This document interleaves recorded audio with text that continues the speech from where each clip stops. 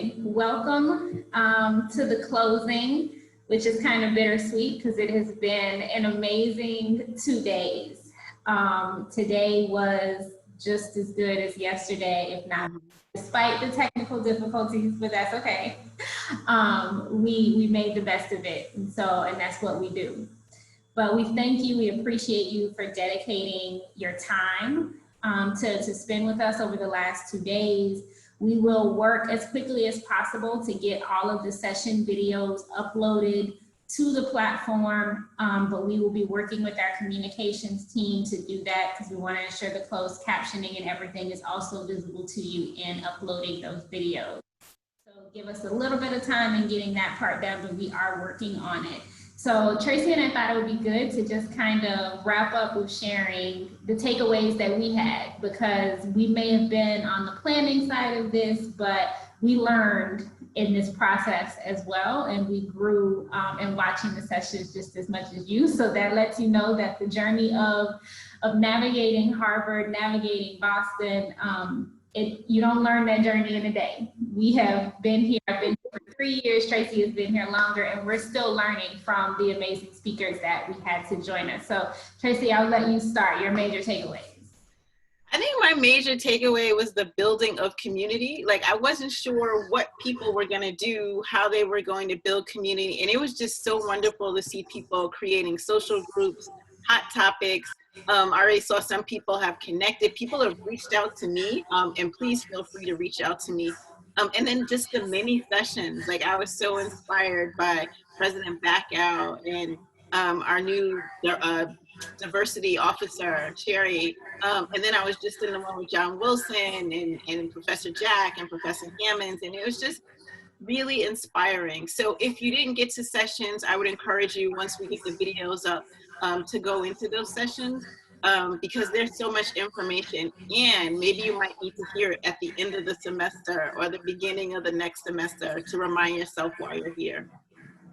Absolutely. And so I'll say my major takeaway was not just hearing the importance of community, but as Tracy said, it was in the moment seeing the building of community that was happening out in and out of the affinity spaces, and hearing the conversations that were happening and people sharing contact information, and people have sent me messages on the app. I was excited to see the Divine Nine group get created on the app. I was excited to see the Down South group get created on the app. So many HBCU students. I was like, wait a minute. You all are speaking to all the things that I love about my culture. And so I was appreciative of that. And then from the speakers, just, from Sherry saying you belong here, and admissions committees and hiring committees and search committees, nobody made a mistake. You absolutely belong here. And to the mental health session that we just had, of prioritizing your self-care, and it was said in the mental health session, and then Professor Jack said it as well, of be very intentional about carving out time that is your time, and it is nobody else's. And I think that's something that I need to do a better job of. And so I encourage each of you to do that as well, especially in this remote world that we find ourselves in. As Maxine Waters says, reclaim your time. Yeah. It is yours. Do with it what you need to do with it, and never apologize for it. And so some of the things we're excited about for the coming year is that you do have access to this platform for 6 months. So continue to create meetups and discussion groups and discussion threads, and posing questions to each other, sharing pictures of your pets. I'm probably 10 seconds away from getting a dog after seeing all of these photos. So continue doing that, sharing the playlist as well. So I appreciated that. I'll be using that in my gym session. So continue sharing the playlist. And then we will be bringing you all together. This was not a one-time thing. Our goal is that this community we have created over the last 2 days will continue throughout the academic year. And this virtual world we find ourselves in will not stop us. continuing this community. Tracy, things you're looking forward to for the year? I agree with you, continuing this community building, working across disciplines, even having some really tough conversations, because what does it mean to be a person of color? You know, we all enter this space differently. So I'm looking forward to engaging with the people who came here and bringing more people into the fold. Absolutely, absolutely. You know, this event was a welcome event, so we invited, you know, individuals that are just joining our community, and then on the staff side, if you've joined the community since January, you received an invitation. But, you know, there are so many people of color that have been members of the Harvard community for years, and they also want to welcome you. So we want to have events, you know, in the coming months that we can bring really the entire community together. And as Tracy said, also have some very difficult conversations. I appreciated that in the mental health session, it was mentioned by Professor Hammonds and Professor Jacks, just about also thinking about how we are highlighting the things that need to happen and having these conversations, push the movement forward. And remembering that, you know, your presence here as a student, as a staff, as a faculty, as a researcher, that is absolutely a part of the movement. And we encourage it. We do not silence it. I know that was one of the questions. And I know I can speak for myself and Tracy and the rest of the Diversity Council. We do not silence it. We welcome it. We embrace it. I do want to say thank you, because although you may have been seeing Tracy and I's faces over the last 2 days, this event didn't become a reality just because of Tracy and I. So taking some time to call out those names, and I know many of them are on the call today. Veronica Santana with the School of Engineering and Applied Sciences, Anne-Marie Healy with the Project on Race and Gender, Jen Ellison at the Harvard Business School, Esther at the Graduate School of Design, Robert Chapman at the Harvard Kennedy School. Others, Tracy?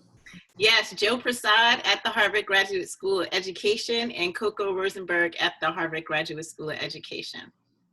And then everyone on the Harvard Diversity, Inclusion, Belonging Leadership Council. And so that Leadership Council is comprised of diversity officers from across the university. So we want to say a huge thank you to them, because they helped in promoting the event to their respective communities and making sure that the incoming community members knew about it. Lori Cawthorn, who was huge in making sure that staff and faculty were invited to this. So a huge shout out to Lori as well. Final thoughts, Tracy? Yeah, I mean, we're not the only ones who come up with ideas for events. So please reach out, if not to Alexis or I reach out to the Diversity Council and let us know what you want to see, because we want to bring your voice into some of this programming as well. Absolutely, absolutely. And as Tracy said, never hesitate to reach out. We will also be on the app for the next 6 months. So you can message us there, but of course you can always look us up in the Harvard directory and shoot us an email, schedule office hours with us or time to chat. And, you know, not just us, as Tracy said, the rest of the Leadership Council, reach out to the diversity officer in your school, even if it's just right now you want to reach out and introduce yourself, so that you start building that network, as Professor Jack and Professor Hammonds mentioned. Start building that network. You know, cold emails can go a long way, and Hammond said to reach out to her, and you know, she meant that. I reached out to Professor Hammond in the first couple of months of me joining the Harvard community, and it really was a cold email of me reaching out, and she responded, and she has become a mentor of mine and a huge support in me being a part of the Harvard community and navigating this space of being a diversity officer and holding all of my identities, holding Harvard accountable, pushing different changes forward. She's been a huge mentor in that. So don't hesitate to look people up, search them in the Harvard directory, and just send an email and introduce yourself. The worst thing that could happen is they don't respond. I totally agree. And I just keep emailing. And you can always reach out to the diversity officer in your school to say, I'm trying to get in contact with this person. Do you know them? Can you do an email introduction for me? You during the Navigating Boston, Akeisha mentioned the Greener Scott Scholarship Program. So this is another initiative I want to highlight, that if you are a Black graduate student and you're interested in mentoring a Black undergraduate student, this is the only mentoring program at Harvard that connects Black graduate students with Black undergraduate students. So I would absolutely encourage you to get in touch with Akeisha if you're interested in that. We also had the Harvard Native American program during the Navigating Boston session. They were also in the Native American affinity space.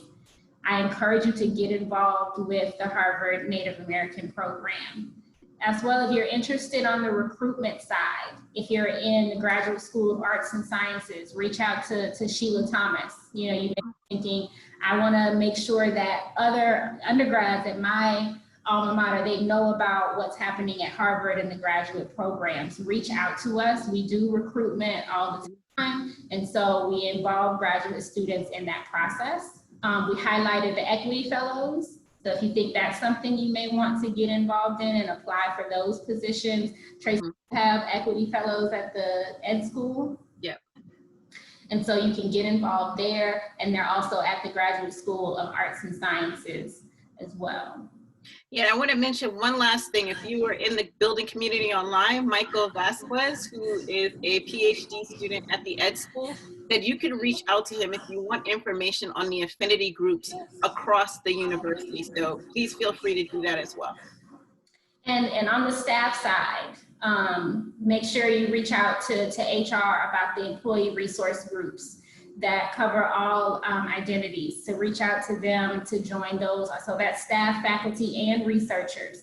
So if you're interested in the employee resource groups, get in contact with Lori Cawthorn, who moderated that staff professional development session.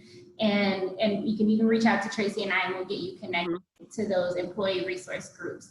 And then if you look at the exhibitor page on the app, you will see a number of offices, a number of organizations listed that they requested that they be listed on the site because they wanted you all to know that they are a resource. So the Women in Technology group is on that.